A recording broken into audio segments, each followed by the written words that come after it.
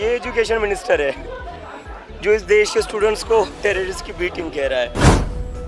जितने भी इस देश में संगठन है, जितनी भी पार्टियां हैं, वो सभी स्टूडेंट्स के लिए एक बार अपनी पॉलिटिकल आइडियोलॉजी साइड में रखकर साथ में आ जाइए। मैं तो चाहता हूँ बीजेपी वाले भी आ जाए, उनके बच्चे भी तो नीट का एग्ज़ाम दिया होगा, उनके बच्चे ने भी तो सीबीएसई का एग्ज़ाम दिया होगा। अगर आप एजुकेशन पे बात कर रहे हैं, एजुकेशन व्यवस्था दुरुस्त करने की बात कर रहे हैं, तो उसमें ये चीज़ कभी नहीं छूट सकती है कि इस देश में जिस सेक्शन को आज के समय पे सबसे ज़्यादा विलेनाइज किया जा रहा है, यहाँ पे हमें टेररिस्ट बोला गया, जॉर्ज सोरोस फंडेड बोला गया। सबसे पहला जॉर्ज सोरोस फंडेड प्रोटेस्ट तो शाहीन बाग को बोला जाता है। टेररिस्ट तो सबसे इजी किसी पे अगर लगाना है आपको इल्ज़ाम, तो मुसलमानों और कम्युनिस्टों पे है। शुरू से हम तो देख रहे हैं कि स्कूली टेक्स्ट बुक्स में जहर घोला जा रहा है, तो हम तो उस पे हमारा काम ही ये है शुरू से कि कैसे टेक्स्ट बुक्स लिखा जाए। तो शिक्षा के क्षेत्र में और जो रोजगार के क्षेत्र में जो कॉन्ट्रैक्चुअलाइजेशन है, जो आउटसोर्सिंग है, उसको भी बंद कराया जाए। हम इस वक्त दिल्ली के जंतर मंतर पर मौजूद हैं। कॉकरोच जनता पार्टी का प्रदर्शन लगातार चल रहा है। हमारे साथ नेहा है। नेहा के बारे में सोशल मीडिया पर लगातार लिखा जा रहा है एक्स पर कि ये लड़की कौन है। नेहा पहले कैसे काम करती थी, अब किस तरह से प्रोटेस्ट में हिस्सा ले रहे हैं। नेहा, लोग जानना चाह रहे हैं आप हैं कौन, कहाँ रहती हैं, क्या पढ़ाई करती हैं, और प्रोटेस्ट में इससे पहले भी आप प्रोटेस्ट करती थी, लेकिन शायद लोग नहीं जानते, उसके बारे में ज़रा बताइए। मेरा नाम नेहा है, मैं दिल्ली में रहती हूँ, जेएनयू में पीएचडी कर रही हूँ, बस वैसा से हूँ, इसके अलावा कुछ है नहीं जानने। जैसे प्रोटेस्ट के बाद लगातार लोग कह रहे हैं कि एक मतलब इनकलाबी लड़की आई है, एक प्रदर्शन में नारे और आपकी आवाज़ को देखकर लोग बातें कर रहे हैं, तो इससे पहले भी आप लोग प्रोटेस्ट करते थे? हाँ बिल्कुल करते थे, आप ही ने कवर किया है। हमने कवर किया, लोग नहीं जानते। लोग नहीं जानते हैं, ठीक है। धर्मेंद्र प्रधान के इस्तीफे की मांग भी, हमारी शिक्षा की मांग भी नहीं है। 2021 में जब वो बनते हैं शिक्षा मंत्री, तब से उनका इस्तीफा मांगा जा रहा है, क्योंकि तभी पहले साल उनके शिक्षा मंत्री रहते हुए पेपर लीक हुआ था। नेहा, जिस तरह से अभी आए खाप पंचायत के लोग और किसान लोग आपको सपोर्ट करने के लिए 28 तारीख को लोग साथ आ रहे हैं, इस तरह से और भी संगठन के लोग जुड़ रहे हैं आपके साथ? हाँ बिल्कुल, टीचर्स जुड़ रहे हैं, महिला संगठन, मजदूर संगठन सॉलिडारिटी दे रहे हैं। जी, तो जैसे मतलब आप लोगों का मुद्दा है, इसी तरह भी आप देखेंगे ना, मुस्लिम लड़कों को बगैर जुर्म साबित हुए इनकाउंटर कर दिया जा रहा है, उनके घरों पर इलीगल बताकर बुलडोज़र चढ़ा दिया जा रहा है। तो आपको लगता है कि इन मुद्दों को भी इसमें शामिल करना चाहिए? बिल्कुल कर ही सकते हैं, हम तो करते ही हैं। आप तो करते हैं। इनफैक्ट जो भी बातचीत होती है उसमें अगर आप एजुकेशन पे बात कर रहे हैं, एजुकेशन व्यवस्था दुरुस्त करने की बात कर रहे हैं, तो उसमें ये चीज़ कभी नहीं छूट सकती है कि इस देश में जिस सेक्शन को आज के समय पे सबसे ज़्यादा विलेनाइज किया जा रहा है, यहाँ पे हमें टेररिस्ट बोला गया, जॉर्ज सोरोस फंडेड बोला गया। सबसे पहला जॉर्ज सोरोस फंडेड प्रोटेस्ट तो शाहीन बाग को बोला जाता है। टेररिस्ट तो सबसे इजी किसी पे अगर लगाना है आपको इल्ज़ाम, तो मुसलमानों और कम्युनिस्टों पे है। तो अगर आप इस मंच पे हैं और आप स्टेट का रिप्रेशन, सरकार का रिप्रेशन झेल रहे हैं, तो आप पहले इंसान नहीं है जो रिप्रेशन झेल रहे हैं, ये पहला मूवमेंट नहीं है जो वो रिप्रेशन झेल रहे हैं। ऐसे तमाम स्टूडेंट्स जो शिक्षा के लिए संघर्ष कर रहे थे, उमर खालिद, शर्जील इमाम, वो इक्वल सिटीजनशिप से पहले अपने शिक्षा के लिए संघर्ष कर रहे थे। उमर खालिद तो जेएनयू के मूवमेंट में स्टूडेंट लीडर रहे हैं बहुत बड़े, और हमेशा समान सस्ती शिक्षा के लिए संघर्ष करते रहे हैं। तो उनको टेररिस्ट लेबल करना, एंटी नेशनल लेबल करना, और उसके बाद उनका पब्लिक ट्रायल गोदी मीडिया आईटी सेल के द्वारा होना, और फिर उनको जेल में बिना ट्रायल के सालों साल रखना, ये तमाम चीज़ें बेहतर शिक्षा व्यवस्था क्यों होनी चाहिए उस सब का सबूत है। आपकी आवाज़ एकदम ख़राब हो गई नारे लगाकर और ये सारी चीज़ें करके ना, यही है ना।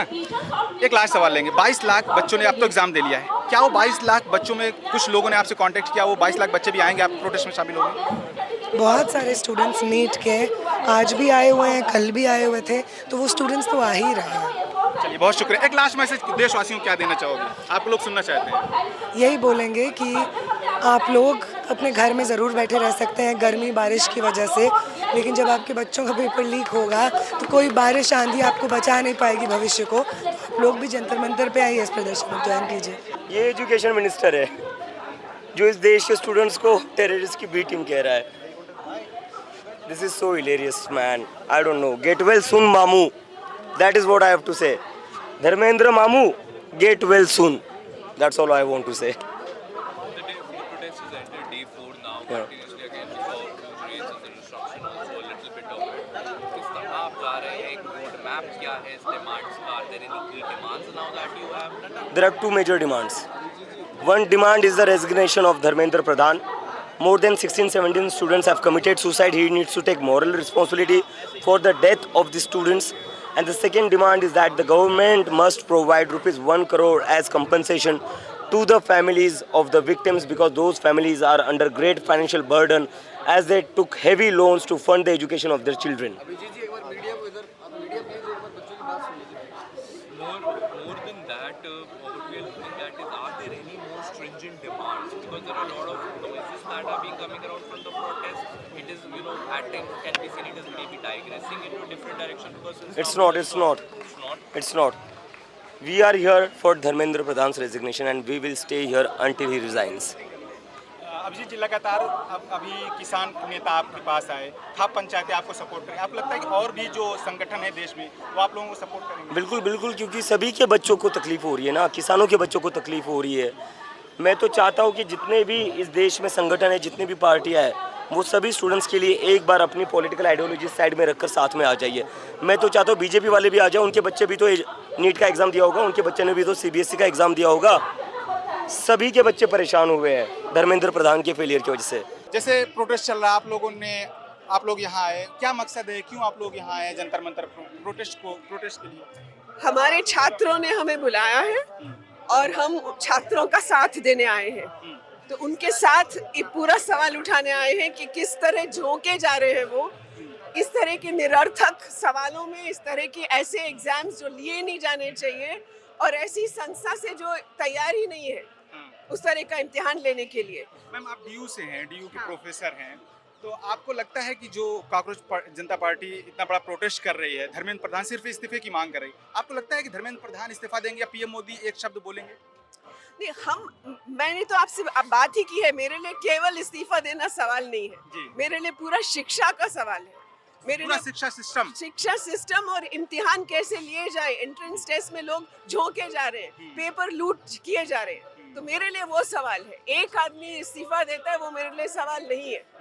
तो इसलिए हमने वो सवाल सामने रखे कि किस तरह के एंट्रेंस एग्जाम हो, स्टेट्स ले, सिर्फ एक सेंट्रल होना नहीं चाहिए, एनटीए संस्था ही नहीं होनी चाहिए। तो हमारे लिए ये सवाल है। यहाँ शामिल हुए, अपनी बात रखी, क्या मांग है आपकी? जैसा हमने अभी स्टेज से बताया, हमारी 5 प्रमुख मांगे हैं कि ये सब सिलसिला सिर्फ धर्मेंद्र प्रधान के रेजिग्नेशन से ख़त्म नहीं होगा। ये एनटीए को रद्द करने की मांग है।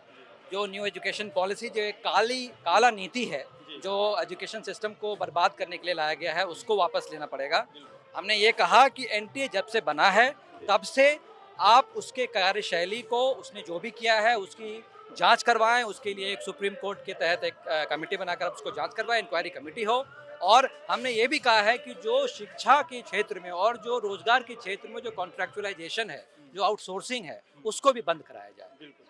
सर, जिस तरीके से आप अगर देखेंगे तो मुस्लिम समाज में घरों पर बुलडोजर चला दिया जा रहा है, बगैर जुर्म साबित हुए इनकाउंटर कर दिया जा रहा है, क्या उन सारे मुद्दों को भी आप लोग शामिल करेंगे? क्योंकि ये देश का बहुत बड़ा मुद्दा है। किसी के बच्चों को पकड़ कर अगर गोली मार देंगे तो उसके माँ बाप, उसकी फैमिली, उसका कैसे गुजर? बिल्कुल, ये मुद्दा सांप्रदायिक मुद्दे से बिल्कुल अलग नहीं है। ये बार बार आपको समझना पड़ेगा कि जब युवा आवाज उठा रहा है तो उसे सांप्रदायिकता के खिलाफ, और मुझे लगता है कि ये मूवमेंट सांप्रदायिकता के खिलाफ है, क्योंकि जो बात अभी स्टेज से कही गई कि आप एम्प्लॉयमेंट और शिक्षा ना देने के बजाय लोगों को आप सिर्फ हिंदू और मुसलमान पे नरवाते हैं, उसके खिलाफ इस मंच से आवाज़ जानी है और वो जाती है और जाएगी। मैम, आप भी प्रोफेसर हैं, आप जिस तरीके से देख रहे हैं कि मुसलमान बच्चों का इनकाउंटर हो जाता है, बगैर जुर्म साबित हुए, पकड़ने से पहले इनकाउंटर कर दे रहे हैं या उनके घरों पर बुलडोजर चला देते हैं इनलीगल कहकर, आपको क्या लगता है कि इन मुद्दों पर भी उतनी ही ताकत से बात करनी चाहिए? उतनी ही ताकत, और शुरू से हम तो देख रहे हैं कि स्कूली टेक्स्ट बुक्स में जहर घोला जा रहा है। तो हम तो उस पे हमारा काम ही ये है शुरू से कि कैसे टेक्स्ट बुक्स लिखा जाए।